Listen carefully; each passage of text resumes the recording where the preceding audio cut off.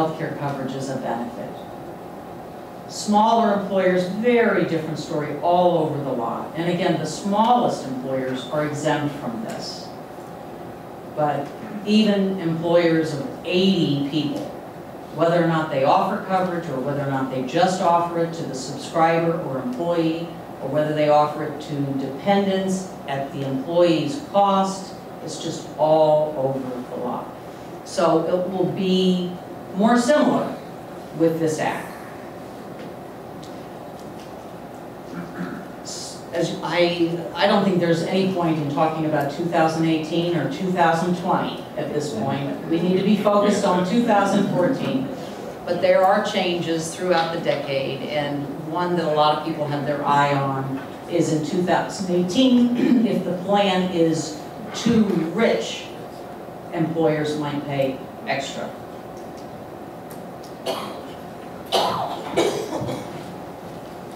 Let's talk about some concerns.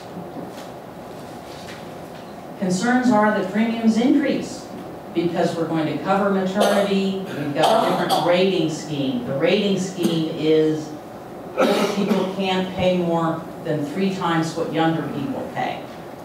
Right now, rates tend to be age banded at every 5 years. I know that's a lot of terminology, but 25 to 30, 30 to 35, 35 to 40, and so on. So the 3-to-1 ratio is going to increase premiums for younger people, and that is a concern because we desperately want them to get in the pool and have health insurance. Sort of the same side of the coin. Too many young and healthy choose to pay the penalty. A major criticism, somewhat legitimate, is that people can stay outside the system, pay the penalty, and then get back in when they're sick. No, they can't. No, they can't. In an enrollment period. No, they can't. Oh. Yeah, okay. In an enrollment period. It's just like how Medicare works now. If you don't get on Medicare in the way Medicare wants you to get on, and wait until the general enrollment period, you have a gap in coverage. So we're moving to something more similar to that.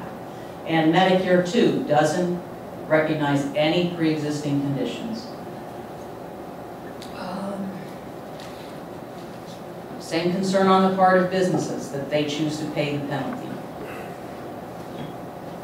And I'll let Kevin talk about small businesses. I think this IRS not including spouse in the definition of dependent is sort of a non-issue, although it's true. The Act requires that larger employers offer coverage to employees and to dependents to age 26, but not the spouse. Are we going to see major changes because of that? Probably not. But the fact is that if an employer did leave out the spouse and restructured its coverage offering in some way, that person would be able to get coverage. But larger employers are likely to continue to offer coverage as a benefit, and smaller employers have always been all over the place anyway in terms of what they offer.